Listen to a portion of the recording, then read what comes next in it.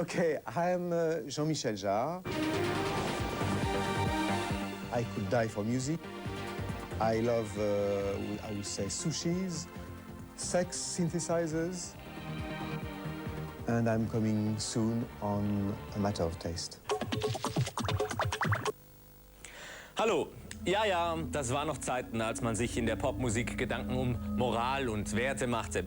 Heute hingegen zählen nur noch Geld, schnelle Autos und lilafarbene Frotteehosen. Damit muss Schluss sein. Aus diesem Grund hat sich in der heutigen Geschmackssache ein Herr eingefunden, der sich für längst verloren geglaubte Werte einsetzt. Als da wären Toleranz, Ursprünglichkeit, Kreativität, Engagement und Peter Gabriel. Habe ich gerade Peter Gabriel gesagt? Wie dem auch sei, ich wünsche euch gute Unterhaltung bei Geschmackssache mit Jean-Michel Jarre.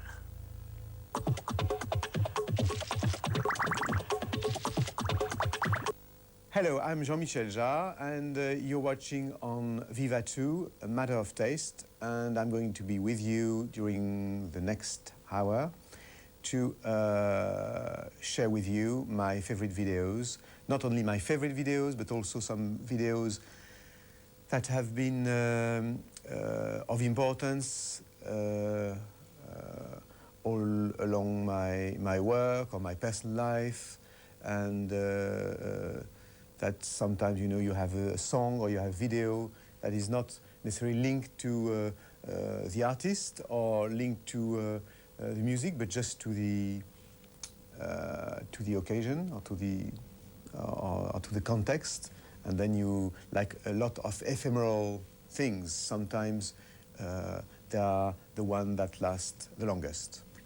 And I would like to start this program with one of my favorite artists, and actually this program could be a tribute to him as a friend and as an artist I really love.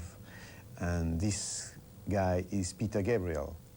I know him for quite a while. I think we are sharing the same views on a lot of things, on I would say on personal level, about tolerance, about I'm Goodwill Ambassador of UNESCO. He's doing a lot of things for Third World through Real World, his Real World label. And also the fact that he moved from the pure rock scene to, I would say, more progressive type of music, very involved with synthesizers, electronic music. The first time we've been in contact was when we received the first two samplers that ever existed. That was the Knowles instrument called the Fairlight at the beginning of the 80s.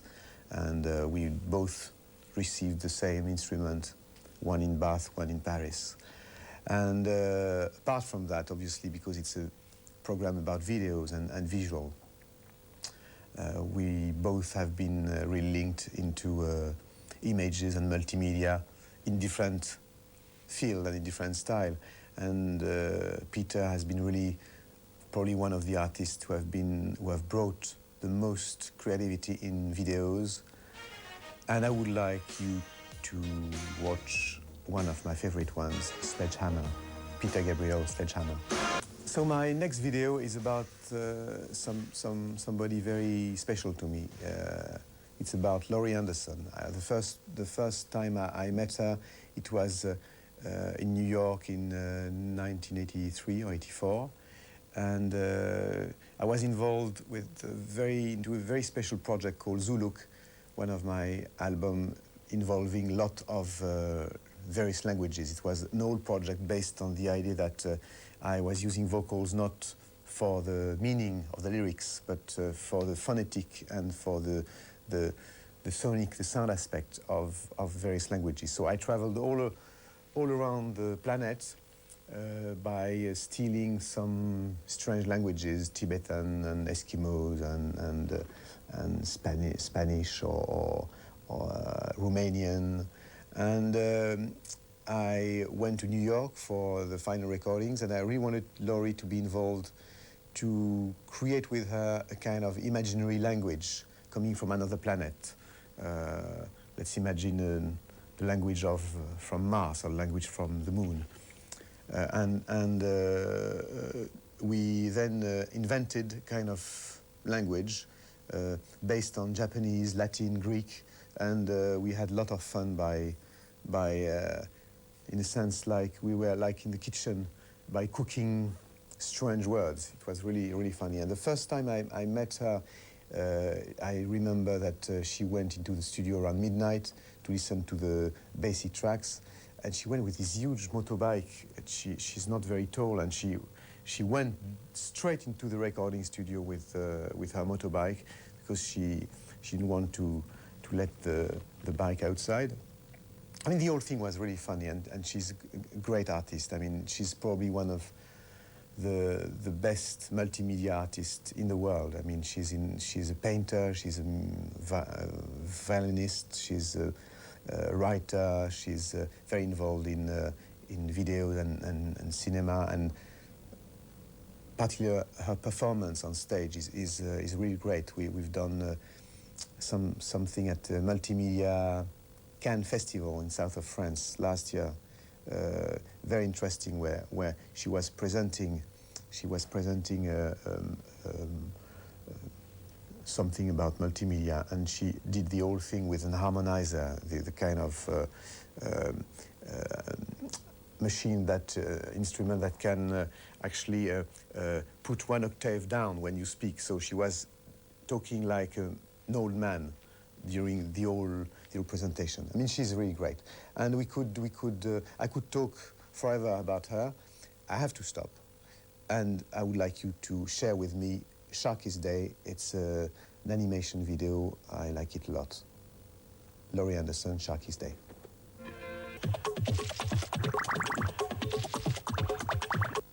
Hi, I'm back, Jean-Michel Jarre, on Matter of Taste, on Viva 2. And I would like now to present you something totally different. I mean, having done a lot of music without lyrics, I've always been very interested by videos trying to escape from the narrative process of lyrics and not telling you a story. And I think one of my favorite videos for an instrumental track is probably the one that Kevin Godley did a few years ago for Herbie Hancock. And it's not telling a story. It's just the whole visual is in sync with what's going on in the music.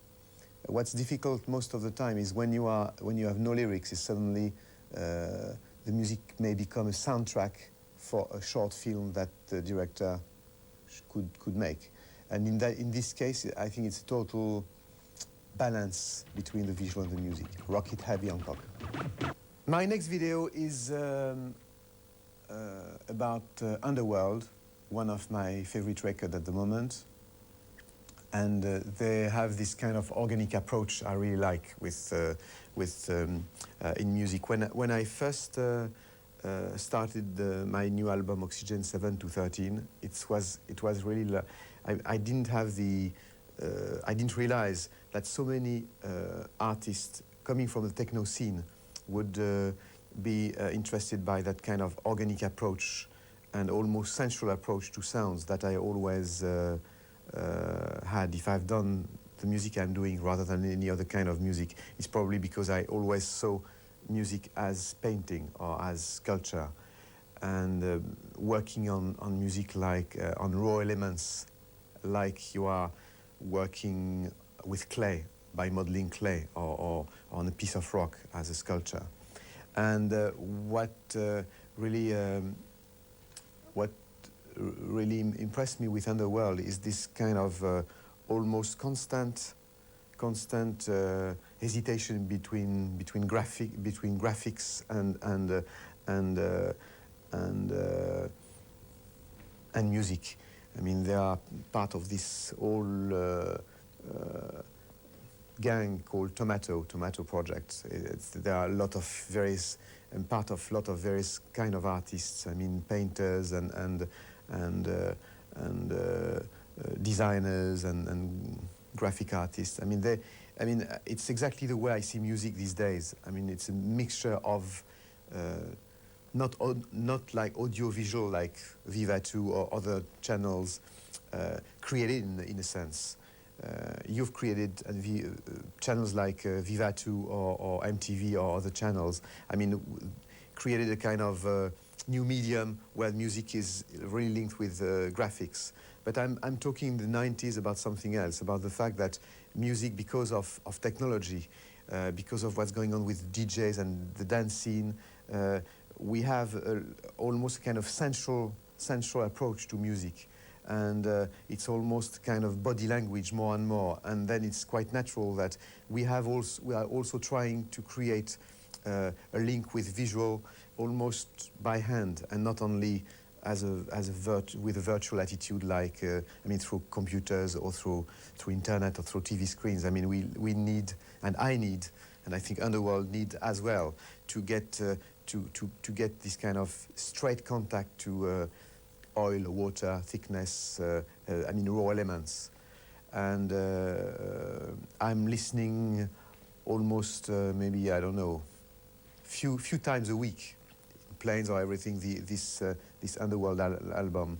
And I would like you to see probably one of the most interesting track they've done. It's called Born Slippy. That's been used for Trainspotting for the movie. Again, another kind of link with visual. Underworld, Born Slippy.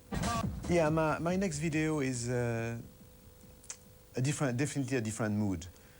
It's a song I think I always playing when I'm going for holidays, and when I'm wandering or bike or in my car, or just for having fun. It's quite unusual to get songs that are not dark or desperate or trashy. I mean, it's funny that the tendency of a lot of artists these days to be trashy, dark, and desperate. And I think it's now starting to be a bit dated. I mean, I think in a sense the 90s are a bit fed up about just this kind of easy way of, I would say, making money only through violence, war, crime. I mean, it's too easy because it's dynamic, so it makes money instantly. And I think that being fun or positive about things is much more unusual, and has probably more timeless value in a sense. And if I'm saying this about somebody who is not with us anymore, it's Freddie Mercury, and this guy with Queen used to bring something unique in the rock scene: humor and positivity, and a kind of hope of sharing fun. And the music as well was very sophisticated, very epic, very compelling, but also very funny sometimes. And I choose from Queen a video I like very much when I want to have fun. It's "I Want to Break Free" by Queen. So my next video is from the Rolling Stones, "Like a Rolling Stone." It's quite fun, actually, that they finally sung this song. It was really made for them. And I have a really special story about the Rolling Stones, because I met Mick Jagger the first time at my first outdoor concert in Paris. It was just an experiment, and 1 million people came along. And I remember one guy backstage that I even didn't recognize, because it was at the time when Mick was wearing a very huge beard, and he went and said very nice things about the fact that he never saw such a kind of show at that scale. And then we became quite friends, and 2 months later I dreamed about the fact that Mick was asking me to join the Stones for something. It never happened that in my life. I always liked the Rolling Stones music, but I was not a dedicated fan of the Rolling Stones necessarily. And I'm not the type of artist dreaming of this. It's probably the only time it happened.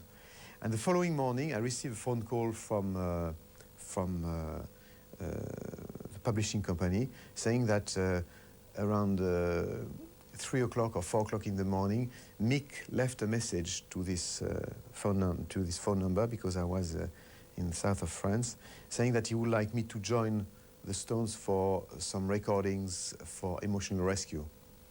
And I thought it was a joke, because my dream was still very fresh in my mind. And then I called the studio. I went there. It was when the time where Keith Richard was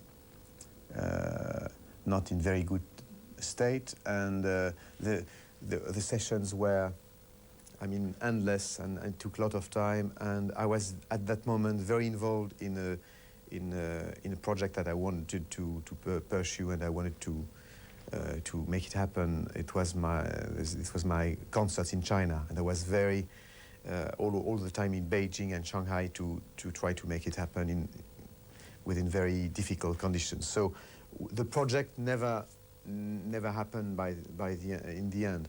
But it's always something that haunted me for quite a while, because obviously it would have been fun, and obviously I love the Stones, but also I love Mick as a human being and as an artist in himself. I mean, almost we can't separate the Rolling Stones from Mick Jagger, but in my case I would say that he's on personal level is an artist that stands by himself, even apart from the Stones. So Rolling Stones with Mick Jagger, like a Rolling Stone.